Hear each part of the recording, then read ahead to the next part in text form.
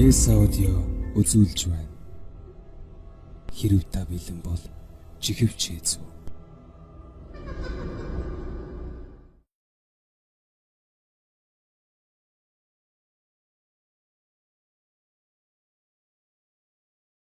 M+ аппликейшнд зохиолч Стивен Кингийн бүтээл болох Шөнийн ээлжнийхэн аудио хувилбараар орлоо.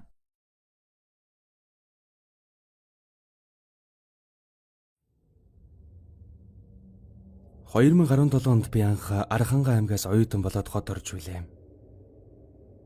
Манай гэр хотод байдаг байсан болохоор айлд дотор байранд байна энтер гэсэн зүйлд санаа зовлгүй хөдөөнөөс ирж байсан юм.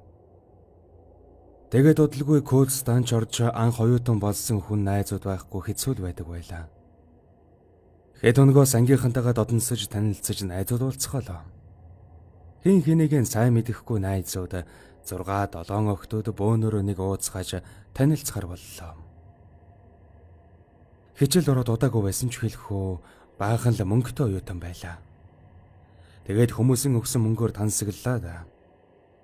Бид нар эхлээд хоолнд ороод дараа нь кофе шоп, дараа нь караоке гэдэл аятайхан дугтаа байцгаах бүхий л газараар орлоо. Тэгээд нэг мэдсэн 23 цаг болж гаж.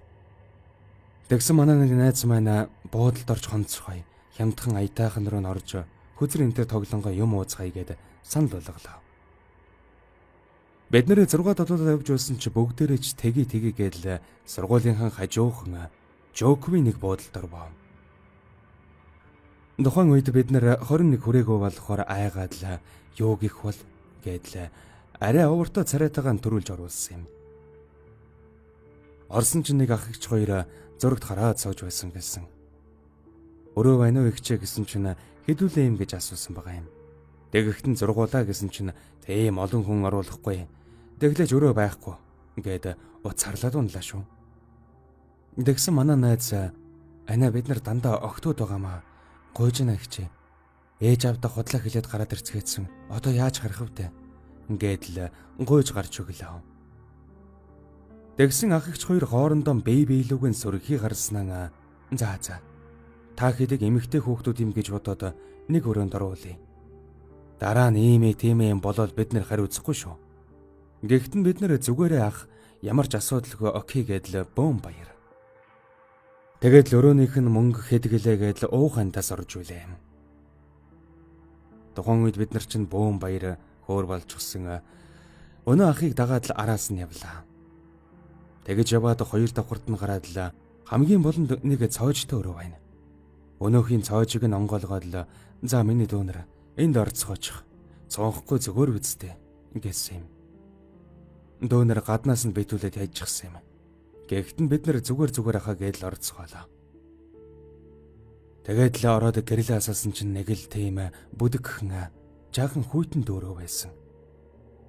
За тэгээд бөөнөрөө энд хоёр ортой юм байна. 3-3-аараа сайхан ямар цахаж угаад л унтацгаая гээд цүнхнээсээ ууж идэх юм гаргаад л бөөнөрөө хөзөр тоглоод л шөнийн 3 цаг хүргэсэн байхаа.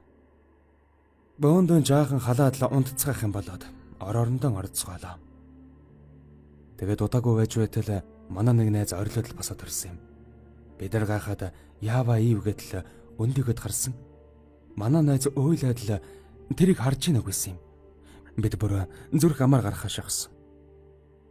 Юу инхөө гэсэн чинь манай найз юу ч дуугараагүй. Тэгэд дуурахгүй болохоор нь худлаа тоглоод гээд нөгөөдхийг чинь нурууран цохиж аваад хэвт эцгэлээ. Нойр хурч ядаж байхад гээд л би уурлаалаа. Тоглох юмараа тоглоорой гээд удсаараа оролдож байтал шээс хүрээд болдоггүй. Тэгэхэр нь босоод нойл руу нүдэ нуглаад алхаад хартал нойлд хүн байгаа болол та. Гэрэлдэс үүдэр харагдаж байх юм. Би ч зас огтуу юм хий аравз гэж бодоод ордол нойлын гэрэл унтраастай. Тэгээд л пал гэдэл явчихсан. Цээжэр нэг юм зурх шиг л болсон юм. За энд ч нэг биш боллоо гэж бодоод гэрлэн асаагаад өнөө найзыгаа миний найз түрүү яага ордод байсан гэд очтол манай найз цон хийсэн цагаан юм болчихсон. Найз нь айгаад байна гэдэл хөвдөд байсан. Би ч найзуудыгаа дуудаад хулан нэг л биш байна. Манайха одоо яах вэ гэсэн чинь гэрэл гинэд унтарчихсан. Бид нар ч ойрлолтод л хан руу шахалтаад байж утал нойлын гэрэл асч унтраад. Гэрэл асах болгонд нэг сэгсгэр өстэй охин нүдтэй ч юм шиг, нүдгүй ч юм шиг тийм хар хувцастай юм шиг дүрс бид нарыг хараа зогсож байсан та. Үнэхээр аимшигт. Тэгээд л гэрэл унтрахаар алга болчих нь. Бараг 5 удаа асаж унтарсан байх шүү. Бид үхтлэн айсан. Тэгээд явцгаая гэд бүгд хувцас хунраа өмсөд гараад явцгаалаа. Дараа нь өглөөний 8 болтол хаана байх вэ гэдээ сургууль ойрхон байсан болохоор жижүүрээс гуйгаад үүдний хэсэгт өглөө болтол хүлээж суусан да. Тэр хооронд би яаж дугаа байх вэ? Та нар харсан уу гэхэд хинч дуураагүй. Би ч заац айцгааж явахад нь балаа юм асаачва. Ингээд бодож байтал манай өнөө хулан ухаан алдаад унчихдаг юм да. Бид нар айгаад л жижүүр хаа манай найз унчлаа гэд бүгд орилолтоход жижүүр ах гүйж ирээд тэврээд та нар байж бай. Ах нь эмнэлэг рүү гүйлээ гэсэн юм. Бид нар чинь буун хайдаас юм бие биенээсээ салах наалдаад сууцгадсан айж ядж байхад удалгүй манай найз өөрөө гаднаас ороод ирсэн юм. Яасан зүгээр өгсөн чинь толгой эргээд байсан. Одоо гайгүй гэд сандал дээр суучглаа. Тэгсэн манай найз Учка гэдэг охин маань нэг ихч бөөштэй бөөнөр тийш явъя гэд утсаар яриад очлоо. Гэрлүүнд босго даваад л ортол бозор болоо юмнууд гаагур гар уусууж хар ал зэдгэрт мэдүүлэв гэд нулимж гарлаа.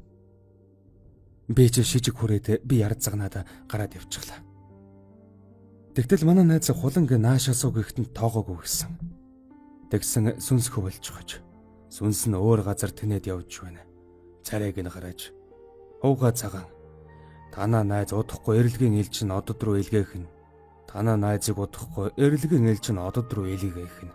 Ингээд хэлтэл манай найзууд бүгдээрээ уйлсан гэсэн. Эцэг эхийг нь дууд олж иргэхт нь арай дотн байдаг манай найз гараад л гүйсэн гэж байгаа юм да. Удаагүй аав ээж хоёр нь гүйсээр орж иртэл нааш суу. Хүүхдүүдээ сайн харж бай. Эрэхтэй хэрэггүй газараар явж ад зэтгэрийн хорлол дөрдөг шахаж.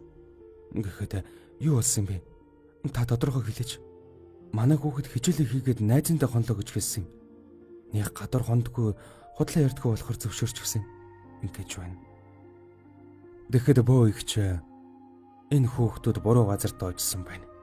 Болохгүй цагтаа дэвдээ сархад зооглож хорлол дөрдсөн байна. Харин Аз та ийм дэрэн тулж интэргээд зөндөө юм хэлсэн гэсэн. Тэгээд л тэр найзад баахан зан үйл хийсэн гэсэн. Хэд хоногоос манай найзын бие сайжраад хичээлдээ нэрсэн. Тэгсэн удалгүй миний бие муудаад л би эмээдээ хальд болсон талаар нь цохиулгахдал гандан орыг дагуулад явж үлээ. Нэг л амын урд суутал айдастай төгшөртэй явж байгаа хүүхэд байна та. Аимшигэн кино бэдхий үзэж бай. Ингэж байлаа. Тэгээд ном уншаад хонх дуургаад эхэлтэл миний биеэс юм гарч байгаа юм шиг би ярцхан чичирээд л унсан. Би бүр болооч гэдэл хэлчмэр санагдаад эмэд нэг хилдэм өгснээ төвчээд дуусгасан та. Тэгсний дараагаар харин миний бие хөнгөрөөд нэг гой болж хаж байлаа. Би тухайн үед бүгдээрээ л тэр охиныг харсан байхаа гэж бодож байсан юм. Тэгсэн чинь 3 хүн харсан юм байна лээ. Сүүлд сонсохны тэр буудлын тэр өрөөнд хүчингийн хэрэг болж нэг охин амнасаа алдаж тэр буудлыг хааж байсан гэсэн. Тэгээд удалгүй зарагдаад өөр хүмүүс ажилуулж эхэлсэн гэдэг юм билээ.